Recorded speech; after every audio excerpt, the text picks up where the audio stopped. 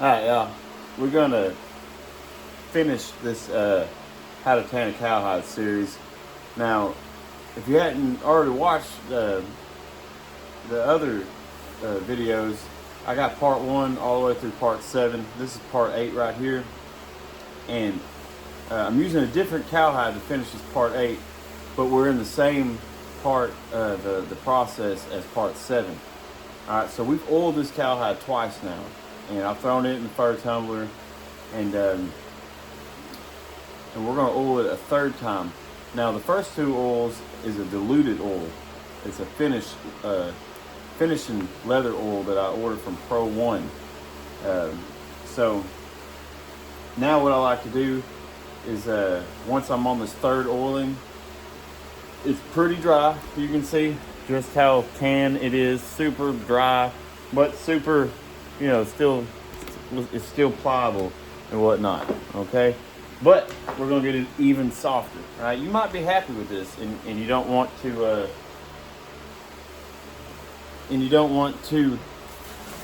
do any more. You don't want to spend any more money. That's fine. I go to Tractor Supply and do this neat's foot oil as a finishing touch. Now, what this neat's foot oil is going to do, it's going to darken this leather. And but man, I'm gonna let it soak on here, and I'll throw it in the tumbler one more time, and then that'll pretty much be it. I'll just eyeball it and make sure that it's not drying up anymore. But the reason I do this is the reason why I wait for it to dry at this point is because I dilute the oil that I use before this neat's foot oil. All right, that's got water in it, so I'm putting water back into the hide, but it's also like transportation for that oil, if you will, to get in there. In the beginning, while I'm breaking it, I don't want to put like a high concentrated oil in these hides because there's too much moisture in there. So I just don't think I don't think that it soaks in there very well. So that's just my way of thinking. This seems to work to do it this way. It seems like it gradually gets this hide lubricated as throughout the process. So and so now, and don't get me wrong, that diluted oil it still looks very constant. It looks pretty thick still. That's one of the reasons why I dilute it too. So let me get my paintbrush real quick if I can find it. Here we go. And so after your first couple oilings, you just want to just let it dry, and then we're gonna put this oil on here. Like, we're gonna get it thick. Watch this. You take a paintbrush, and you can witness it soaking in the hide as you just kind of move this around. You just want to try to keep it from puddling up anywhere.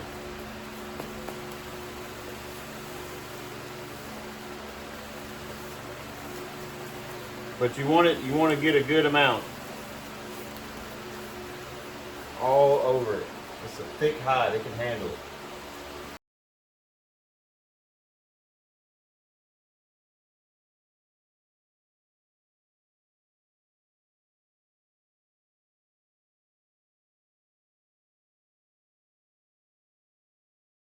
Alright, so man, I'm telling you, I used over a half a gallon.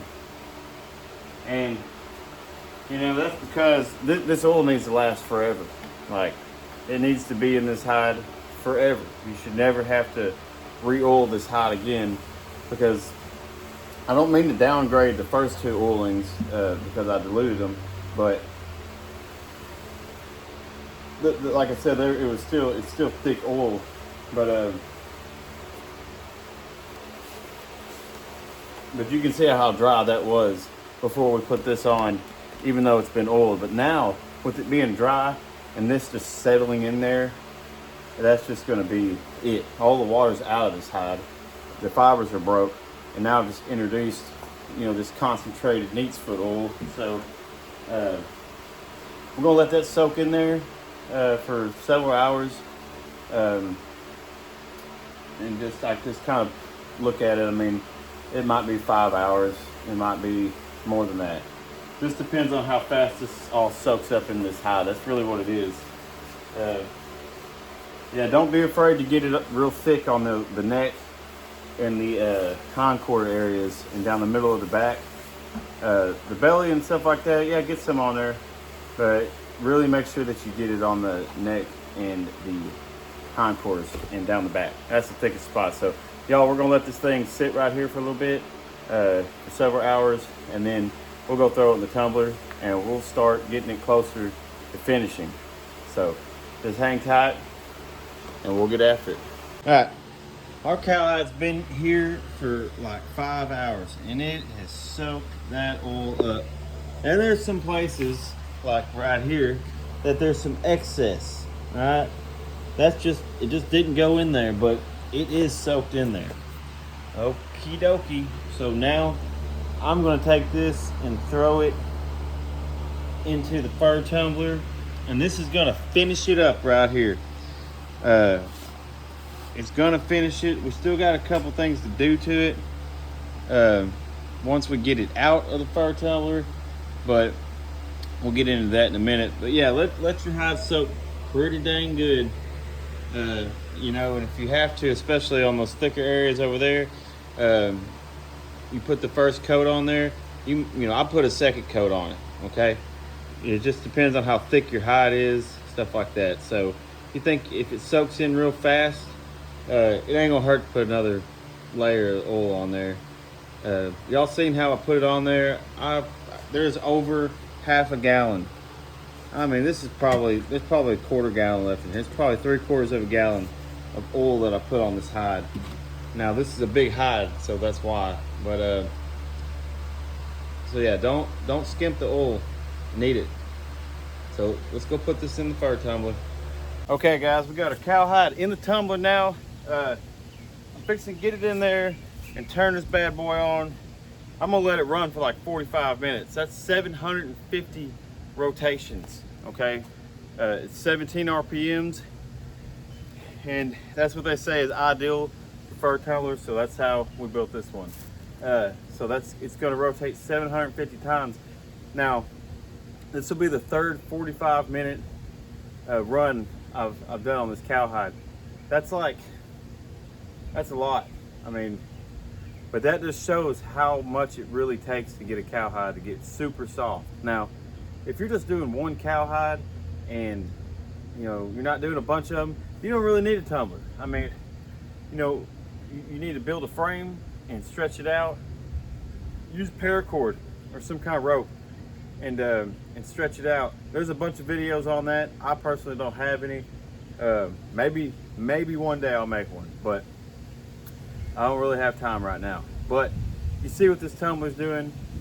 You gotta break that hide. You know, I used to pick them up and throw them down over and over and over throughout the day, and tug on the sides. Excuse me. Whew, excuse me. Used to tug on the sides of them.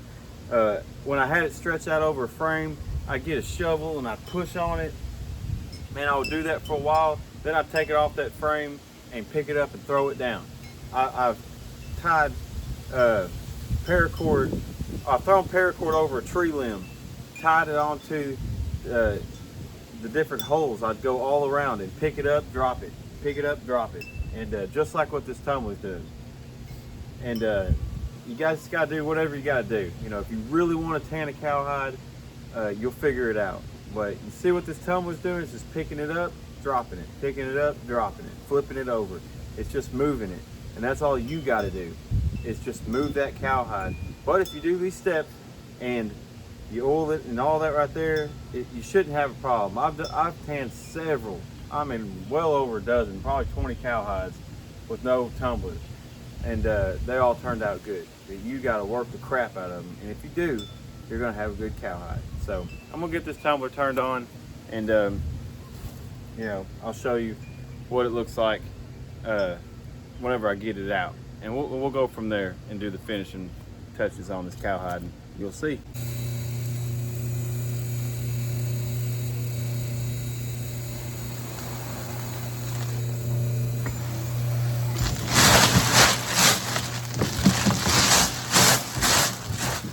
right, 45 minutes, and we'll pull it out. Cowhide tumbled. It's been oiled 3 different times. It's dry. It's done. I mean, it's a done deal. Check this out. That's a pretty cowhide right there. But it's dry and it's good.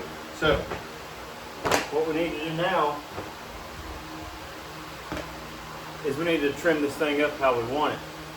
And the trick is with cowhides, like how you see, like when you get up around the arm here and you got these wrinkles, you don't want to cut all of it off. Like right here, that's a pretty good wrinkle that goes all the way in there. But I'll show you what I do. But you want to trim the entire edge of this thing. 1, to get up the beat up the ends of it off, and then 2, you want to give it that shape, that cowhide shape. You know, you ever seen a cowhide? You know how they're cut out a certain way. That's what you want to do. There's multiple different ways to do it. What I do, I just get a box cutter, just like this. And one thing, if you don't feel comfortable doing this, just freehand it like I'm fixing to do. You can draw, you know, get your little Sharpie and just kind of sketch it on there and follow it, you know. You can step back and look at it and be like, okay, do I like that? Do I need to change something? You know, you can do it that way. I'm just going to freehand it, you know, and if you want to freehand it, you could cut this side how you want it and then flip it over, make sure that the seam down the back is lined up on both sides, and then just trace it. That's one way you can do it too. But I just freehand the whole thing, and that's what I'm fixing to do. So here we go. And it's like this right here, this big old hump right there. If you cut over here on this side where that's lifted, it's going to be like that down here. So we got to get rid of that. And that's just how it goes sometimes. So sometimes you got to. It's a big hide, but it's not going to look this big when we get done doing this. Kind of sucks, but it's just the way it is. So here we go.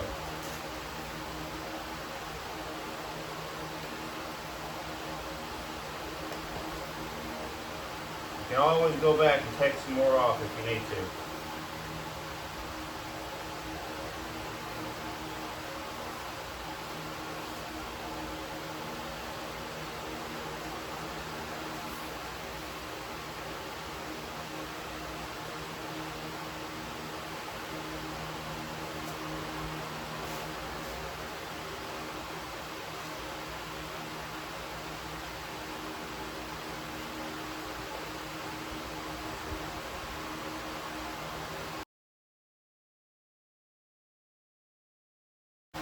Typically, once you get about halfway, you'll need to go ahead and switch out your blade and start with the fresh side.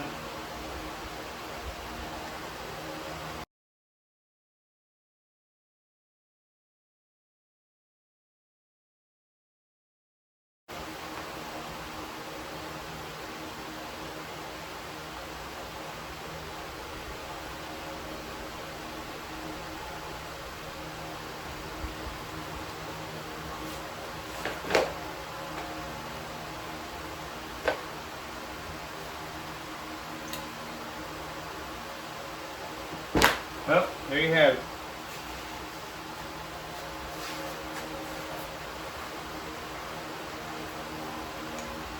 So now we got all this leftover trimming that we can do stuff with, or maybe somebody will buy it or whatever.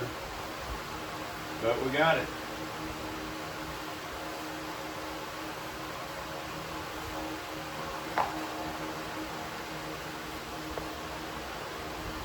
And so you can see, like right here, this and this, they don't really match. I mean, if you don't like that, you can change it. This is all personal preference right here. And a lot of times I'll take a look at it and I'll see what I want to do. And to me, I think what I'll do, you always got to just take a step back and look at it. I think what I'll do is I'm going to have to come, let's see, right, like right here.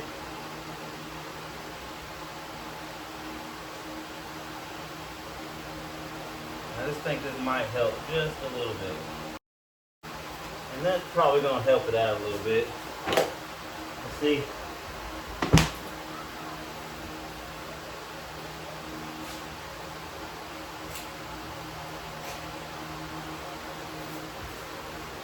There we go.